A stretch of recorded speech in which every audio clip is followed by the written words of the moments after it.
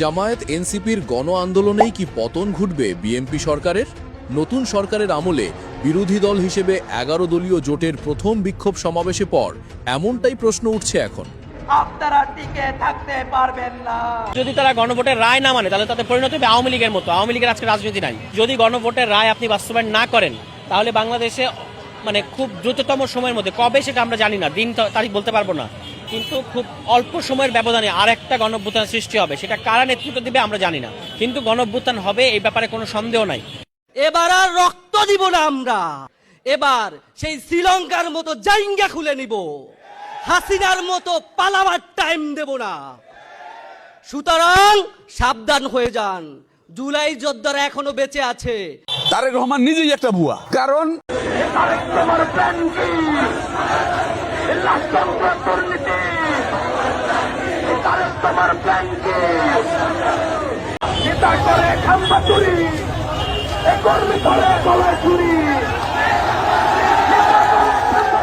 পাসপোর্টের মেয়াদ বাড়ায় নেন। যাদের পাসপোর্ট হয় নাই তারা পাসপোর্টের আবেদন করে ফেলেন, কারণ বলা যায় না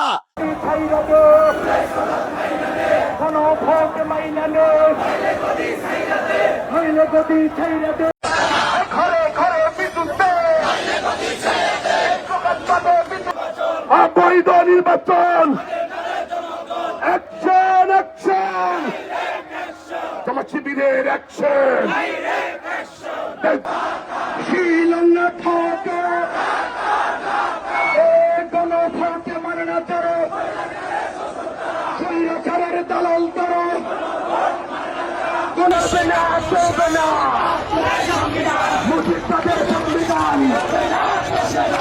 ভালোই ভালোই ভালো হয়ে যান, ভালোই ভালোই ভালো হয়ে যান।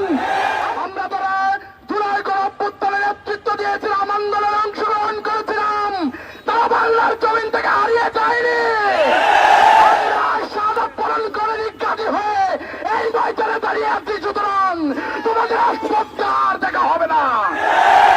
এই সরকারকে বলতে চাই, চেয়ারের সাথে বসে যে সমাজসাধন করছেন, এদেশের জনগণ যে উদ্দেশ্যে বসিয়েছে সেই উদ্দেশ্য কোনো বাস্তবায়ন করতে পারেন নাই। যদি জনগণের আকাঙ্ক্ষা বাস্তবায়ন করতে না পারেন তাহলে ক্ষমতা থেকে ছেড়ে চলে যান। বিপ্লবীরা থাকা অবস্থায় পার্শ্ববর্তী রাষ্ট্রকে প্রতিবেশী বানিয়ে তাদের সাথে আঘাত মেনে না হবে না। কারণ বিএনপি কিন্তু বলছে আমরা এটা অক্ষর অক্ষরে বাস্তবায়ন করব। তারা জুলাই সনদকে ঢাল বানাচ্ছে, কোনটাকে আড়াল করতে চাচ্ছে? গণভোটকে আড়াল করতে চাচ্ছে। কাজে আমাদের দাবি হতে হবে যে আপনারা গণভোট বাস্তবায়ন করেন, আমরা অন্য কিছু বুঝি না। জুলাই সনদ আপনি আপনার নোট অফ ডিসেন্ট অনুযায়ী করেন, সেটুকু আমরা মেনে নিতে প্রস্তুত আছি, কিন্তু গণভোট যেটা প্রশ্নে বলা আছে সেটা অ্যাজ ইট ইজ বাস্তবায়ন করেন। 1991 সালের গণভোট, বেগম খালেদা জিয়া যে গণভোট করেছিলেন, সংবিধানের 16টা অনুচ্ছেদের ব্যাপারে জনগণের মতামত চাওয়া হয়েছিল। তখন কি পার্থ সাহেবদের মনে হয় নাই যে 12টার সাথে আমি একমত, 4টার সাথে আমি একমত না? আর প্রশ্ন করেন যে সংবিধান সংস্কার পরিষদ কোথা থেকে আসলো? ওই যে পেছনে বসা এই সরকারের ছোট ইনু জনাব জোনায়েদ সাকিকে জিজ্ঞেস করেন যে সংবিধান সংস্কার পরিষদ কোথা থেকে এসেছে। এই সমস্ত প্রশ্ন করে বাংলাদেশের মানুষের যে গণভোটের মধ্য দিয়ে যে রায় দিয়েছে, এটাকে আপনারা অবজ্ঞা করে আপনারা যদি মনে করেন, আপনাদের ইতিহাস মনে করে দেখেন, কোনো বাড়ি কিন্তু ক্ষমতা হস্তান্তরের মুহূর্তে আপনারা কোনো সুষ্ঠুভাবে ক্ষমতা হস্তান্তর করতে পারেন নাই। 96 পারেন নাই, 2006 পারেন নাই। লগি বৈঠা ডেকে এনেছে এবং এটার পেছনে আপনাদের দায় আছে। বাংলাদেশ রাষ্ট্রকে গভীর সংকটের দিকে নিয়ে যাওয়ার পেছনে আপনাদের দায় আছে। আজকে যদি আপনারা ভালোই জেন্টলসম্যান অ্যাগ্রিমেন্টের মতো করে যদি এগুলো বাস্তবায়ন আপনারা না করেন, তাহলে বাংলাদেশে আপনারা মনে করছেন, ওই যে সালাউদ্দিন ভাই বলেছেন কমিশনে যে 15 বছরের আগে আর কোনো গণঅভ্যুত্থান হবে না। এটা হচ্ছে ওনাদের হিসাব।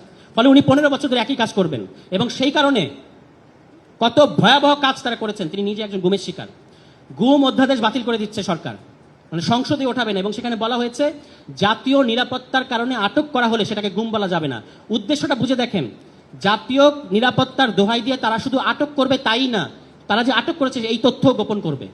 কারণ আদারওয়াইজ এটার সাথে গুমের সম্পর্ক কি? আপনি জাতীয় নিরাপত্তার কারণে আটক করতে হলে বিশেষ ক্ষমতা আইনে করেন, সেখানে 90 দিন বিনা মামলায় বিনা ওয়ারেন্টে আটক রাখার বিধান আছে, কিন্তু আপনাকে বলতে হবে আমি আটক করেছি।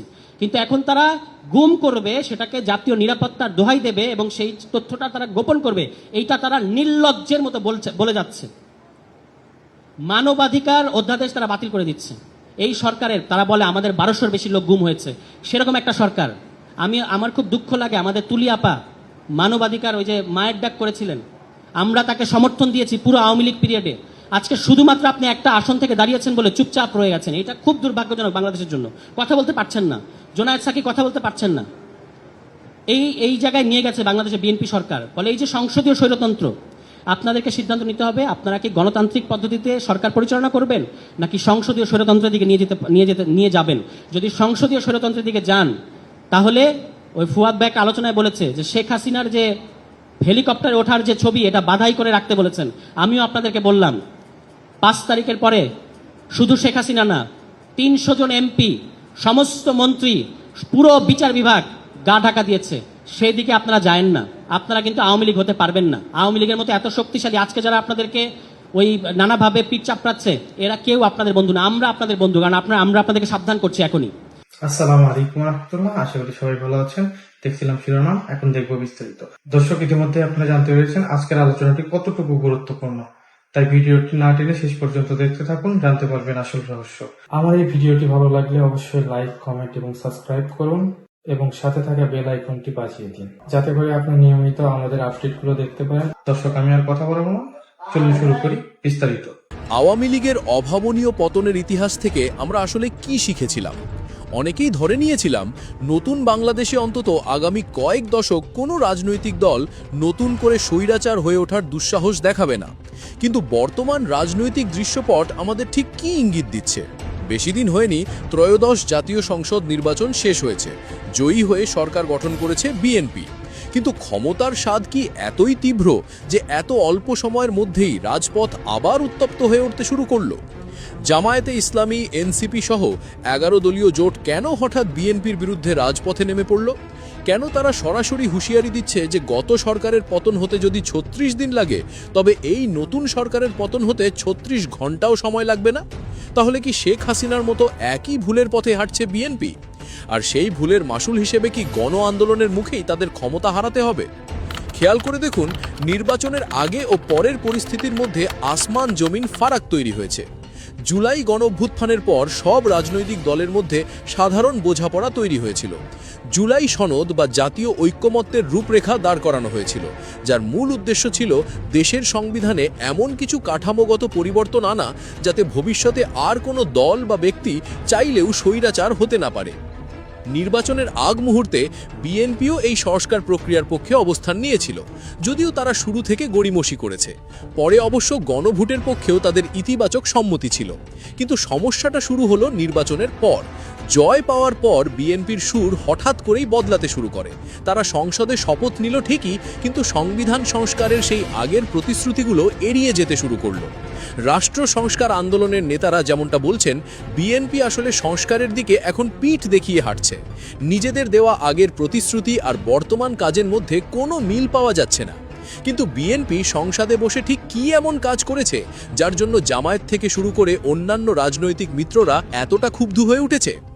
অন্তর্বর্তী সরকারের রেখে যাওয়া কোন জিনিসগুলো বিএনপি সুকৌশলে বাতিল করে দিচ্ছে তা জানলে আপনিও হয়তো অতীতের স্বৈরাচারের সাথে তাদের মেলাতে পারবেন। ডক্টর ইউনূসের নেতৃত্বাধীন অন্তর্বর্তী সরকার তাদের সময় মোট 133টি অধ্যাদেশ জারি করেছিল। নতুন সংসদ বসার পর নির্দিষ্ট সময়ের মধ্যে এগুলো অনুমোদন করতে হয়, নইলে সেগুলো বাতিল হয়ে যায়। বিএনপি সরকার এই 133টির মধ্যে 117টি অনুমোদন করলেও সবচেয়ে গুরুত্বপূর্ণ 20টি অধ্যাদেশ আটকে দিয়েছে। তাহলে কোন অধ্যাদেশগুলো তারা বাতিল করছে বা বিল আকারে আনছে না?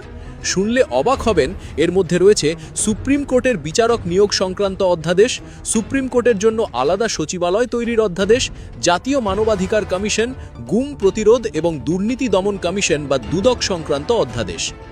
এই প্রতিষ্ঠানগুলো যদি পুরোপুরি স্বাধীন হয়ে যায়, তাহলে সরকারের হাতে ছড়ি ঘোরানোর ক্ষমতা কমে যাবে।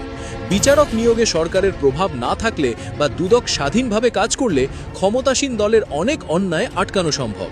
ঠিক এই কারণেই কি বিএনপি এই অধ্যাদেশগুলো বাতিল করছে, যাতে ক্ষমতাটা নিজেদের হাতের মুঠোয় রাখা যায়?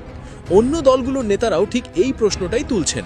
তাদের মতে বিএনপি হয়তো জনমতের চাপে লোক দেখানো কিছু সংস্কার করবে, কিন্তু রাষ্ট্রের ক্ষমতা কাঠামোতে এমন কোনো মৌলিক পরিবর্তন তারা আনবে না যাতে তাদের নিজেদের ক্ষমতা প্রয়োগে কোনো বাধা তৈরি হয়।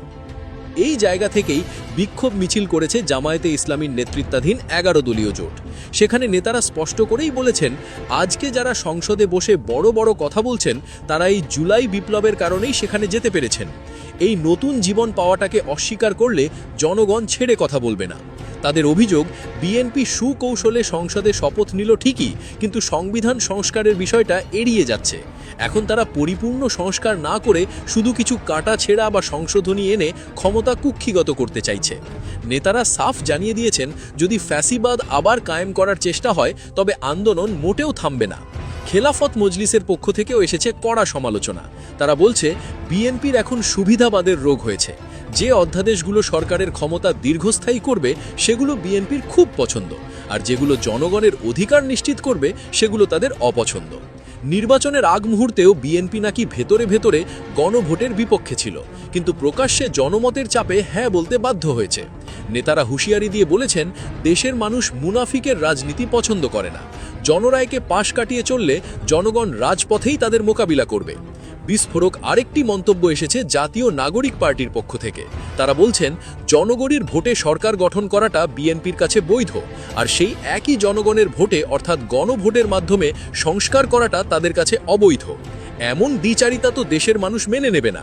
তাদের মতে বিএনপি আসলে গণভোট বা সংস্কার কোনোটাই মন থেকে চায় না, কারণ গণভোট মেনে নিলে সাংবিধানিক প্রতিষ্ঠানগুলোতে নিয়োগ প্রক্রিয়ায় স্বচ্ছতা আসবে, একটা তত্ত্বাবধায়ক সরকার ব্যবস্থা আসবে, আর সবচেয়ে বড় কথা, সব ক্ষমতা এক ব্যক্তির হাতে কুক্ষিগত করে রাখা যাবে না। আর ঠিক এই কারণেই বিএনপি গণভোটের রায়কে বৃদ্ধাঙ্গুলি দেখাচ্ছে। এনসিপি মনে করিয়ে দিয়েছে যে দেশ চালাতে সংবিধান অবশ্যই লাগবে, কিন্তু সেই সংবিধান সেই পুরনো মডেলের হবে না। সেটা শেখ হাসিনার সংবিধান হবে না, এমনকি সেটা বিএনপিরও বা কোনো নির্দিষ্ট ব্যক্তিরও সংবিধান হবে না। সেটা হতে হবে সম্পূর্ণ জনগণের সংবিধান। সংসদে হয়তো বিএনপির সংখ্যাগরিষ্ঠতা আছে, কিন্তু রাজপথে 70% জনগণ সংখ্যাগরিষ্ঠতা নিয়ে দাঁড়িয়ে আছে। এই বিশাল জনমতকে অমান্য করে কেউ ক্ষমতায় টিকতে পারবে না। এদিকে সবাই যখন বিএনপির বিরুদ্ধে একাট্টা হয়ে রাজপথে নামছে, তখন অন্যান্য দলগুলো কি করছে? সবাই কি রাজপথে, নাকি কেউ কেউ এখনো ক্ষমতার ভাগিদার হয়ে পরিস্থিতি পর্যবেক্ষণ করছে? জোনায়েদ সাকির গণসংহতি আন্দোলন কিংবা বামপন্থী দলগুলো এখন ঠিক কি বলছে? সব দল কিন্তু এখনই বিএনপির বিরুদ্ধে সরাসরি মাঠে নামেনি। ইসলামী আন্দোলন বাংলাদেশ বা চরমোনাই পীরের দল বলছে, বিএনপি যে পথে হাঁটছে তা সঠিক নয়, কিন্তু তারা এখনই সরকারের বিরুদ্ধে কোনো কঠোর কর্মসূচিতে যেতে চায় না, বরং আরও কিছুদিন পরিস্থিতি পর্যবেক্ষণ করতে চায়। অন্য বামপন্থী দলগুলোরও একই অবস্থান। তারা বলছে, মৌলিক সংস্কারের পক্ষে থাকলেও জামায়াত বা এনসিপির মতো এতটা তাড়াহুড়ো তারা করতে চায় না। সংসদ অধিবেশন শেষ হলে বোঝা যাবে বিএনপি আসলে কি চাইছে।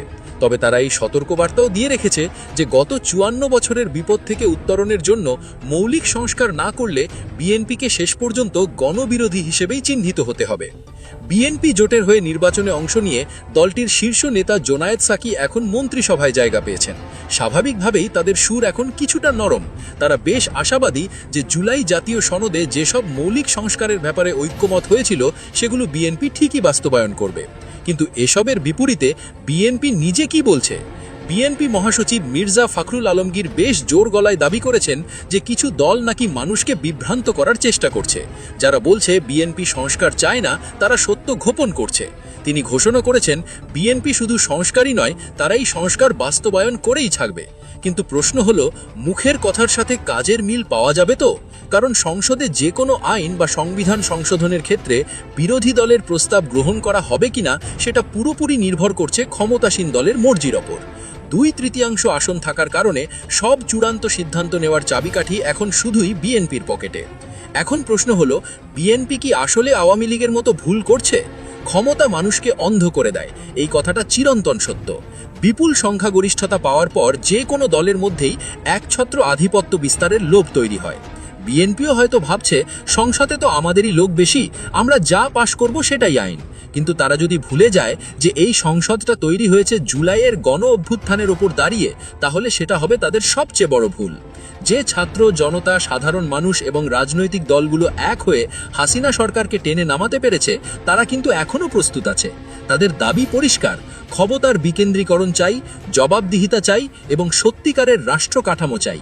বিএনপি যদি মনে করে পুরনো কায়দায় কিছু লোক দেখানো পরিবর্তন করে তারা পার পেয়ে যাবে আর গুরুত্বপূর্ণ প্রতিষ্ঠানগুলো নিজেদের নিয়ন্ত্রণে রেখে ক্ষমতা ভোগ করবে, তাহলে আগামীতে জামায়াত, এনসিপি সহ আপামর ছাত্র জনতার আরও বড় এক গণ আন্দোলনের মুখে পড়াটা তাদের জন্য কেবল সময়ের ব্যাপার হয়ে দাঁড়াবে। আর সেই আন্দোলনের তীব্রতা হয়তো আগের বারের চেয়েও ভয়ঙ্কর হতে পারে। তাহলে কি হবে বলে আপনাদের মনে হয়? বিএনপি কি সত্যি ক্ষমতার মোহে পড়ে একনায়কতন্ত্রের দিকে এগোচ্ছে, নাকি তারা জনগণের চাওয়া অনুযায়ী সত্যি সংস্কারগুলো বাস্তবায়ন করবে?